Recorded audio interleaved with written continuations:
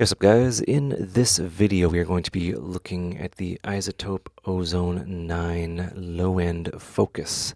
This is a module included in the Ozone 9 Advanced suite.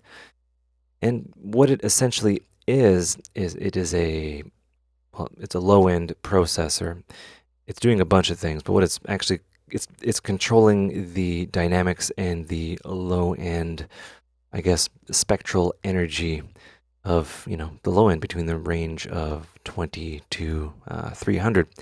And I have a general theory about what it's doing, but I'm not going to get into that in this video. It's a very intense plugin. It's adding 290 milliseconds of latency because there's a lot of math going on under the hood, and it has to do with harmonic content and things like that. So it has to, I guess, be smart about what it's doing.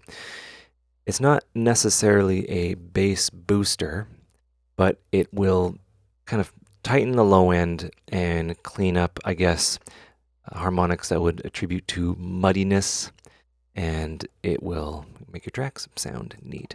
So I'm going to actually just get rid of it for now. I'm going to give you the two examples. I have two examples to show you that are going to allow us to explore this plugin. So we have this beat here. And notice the kind of low-end spectral energy. And we're going to see it kind of be shaped in a bit, but there's kind of just this fuzziness on the low end where the kick is occurring. And that sounds pretty cool. Conversely, there's another example, which is also a kick, but it has a lot less of that energy as I'm talking about. I'm using two kind of extremes, and I'll show you a number of, I guess, cool and creative ways to use this plugin. So there's none here, but they're roughly the same volume. One has a little bit more attitude than the other. So let's drop in the low end focus. This is going to add a little bit of latency, but it has to, one, and two, kind of dial it in to where you want it, and then freeze and flatten, and then you have it forever. Again, a lot of math going on in here, but yeah, let's explore what's going on here. So we have essentially two, we'll call them algorithms. There's punchy and smooth. This will control the, I believe there's some sort of envelope that affects the harmonics within the signal that's being processed. And the punchy will make them kind of decay quicker, and the smooth will kind of keep the uniformity of those harmonics and make it more kind of smooth depending on what's being fed into it. A lot of really neat stuff happening under the hood, I imagine. Anyway, so there are these two options here. We'll just select punchy for now. We have contrast. So contrast can be at 100% or negative 100. I actually haven't looked at the manual, but it kind of works in the inverse. As we increase the contrast, we will remove those kind of those a lot of the spectral energy in the low end as we increase the contrast. As we decrease the contrast, we will effectively, I guess, accentuate it. And it depends on what's being fed into it. You'll see in a minute. So let's give it a listen here. I'm just going to increase the contrast here. Okay, so one thing we have to know is that the low-end stuff, it can really it can run away from you. You can get a lot of, I guess, volume when you start kind of processing low-end things. So you want to kind of compensate. There's these two really big stereo faders that are delicious looking. This is the input and the output. Let's just select the input, bring the input. No, actually, we'll leave the input the way it is. We'll just bring the output down, and then we'll click on that so we're not clipping.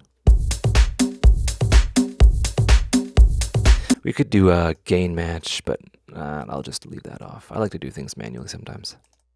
All right, so we have the magic of the low-end focus processing. I'll bypass, right, and notice that low-end kind of muddy spectral content, and I'll play it again and then unbypass it, and you'll be able to hear it.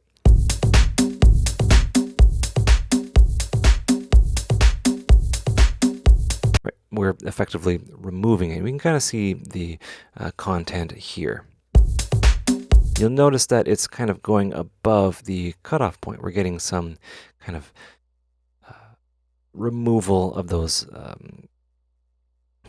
I don't want to call them harmonics because it's kind of more complicated than that.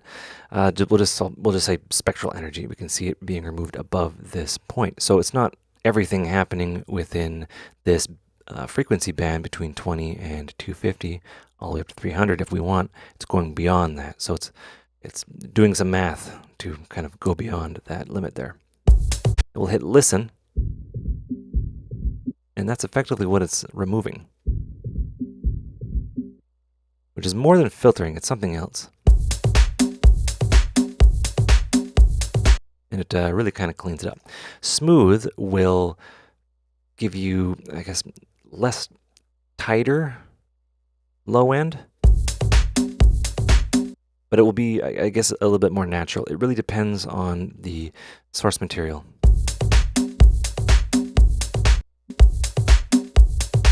Right, listen to that low end there.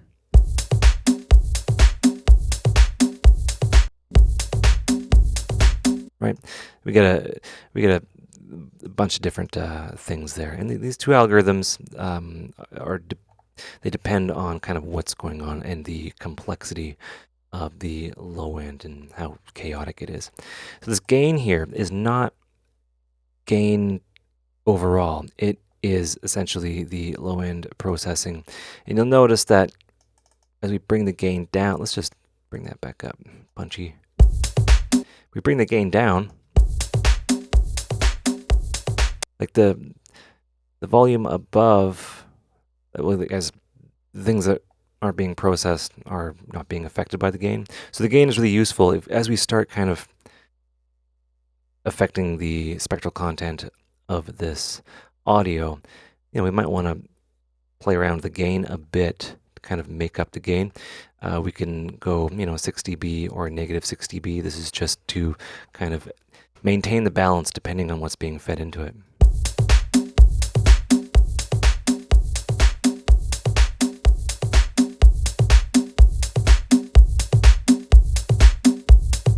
Right, and you can get a really cool low end.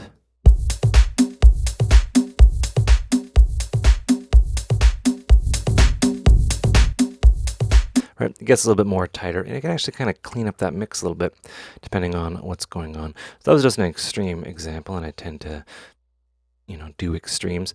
Let's use it in a more, I guess, creative way. Right, so we have this kick here, and you'll notice that it doesn't have as much schmutz on the low end, but it still has a little bit, right? And what's really cool about plugins like this is we can accentuate, right? So let's kind of, do the thing that we did before, right? So we've effectively made that kick a little bit tighter. I'll bring that volume down, right? But what if we want to accentuate those harmonics? We can bring the contrast down.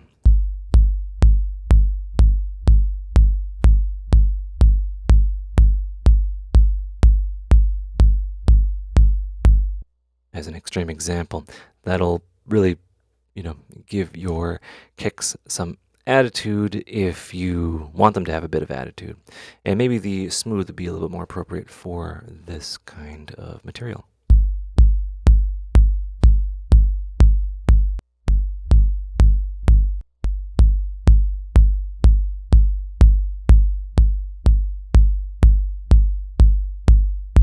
Right. So there's that, and we're clipping, but it's fine.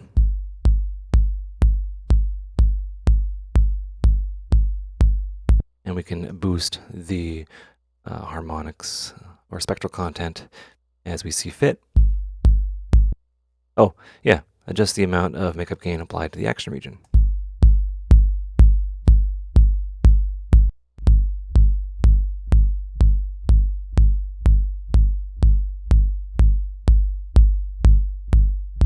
Right, so you can see how this might be useful.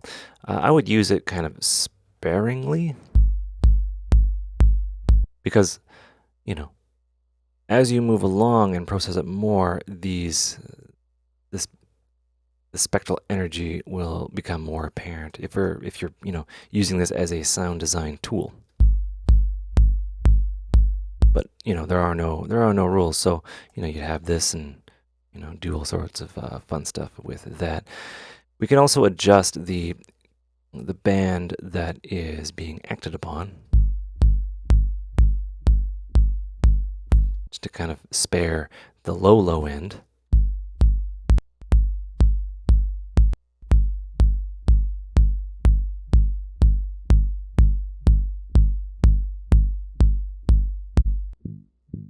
Right, so we'll go listen, and then this is essentially what we are adding in.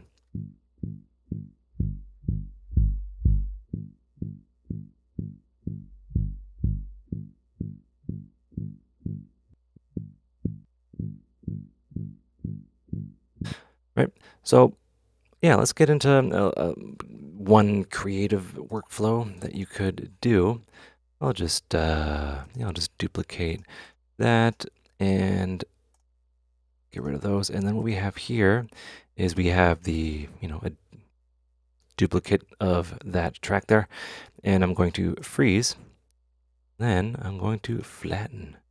So now I have that soloed kind of harmonic content. Let's have it set there. And then for the original, I'll just get rid of that. So now I have the ability to mix in that. And I can listen to that.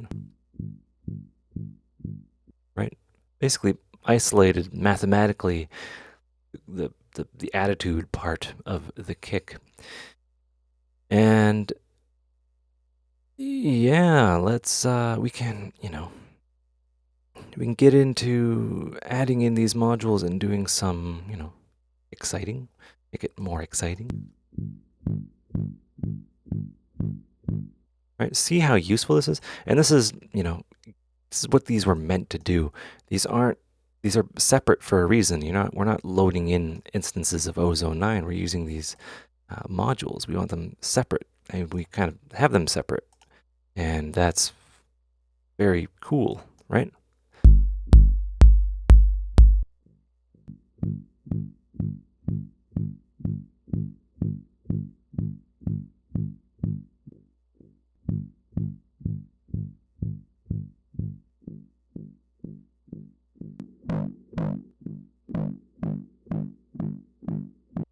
Okay, yeah, we're getting into some business here.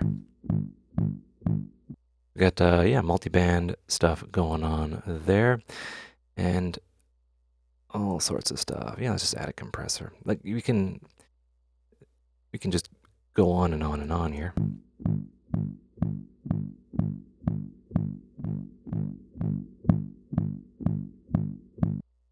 And all sorts of things like that. Let me see here. Yeah, vintage mode, peak. Just for the sake of argument. And then I can mix it in.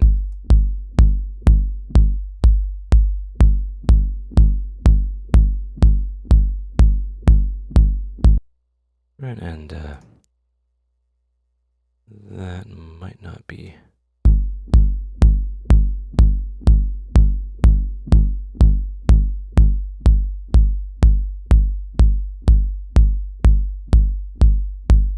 What I'm looking for, but anyway, you get the idea, really. But yeah, maybe I should have this all a triode. Things like that. Okay, anyway, hope you guys enjoyed that video. I hope you learned stuff Take care and have a good one.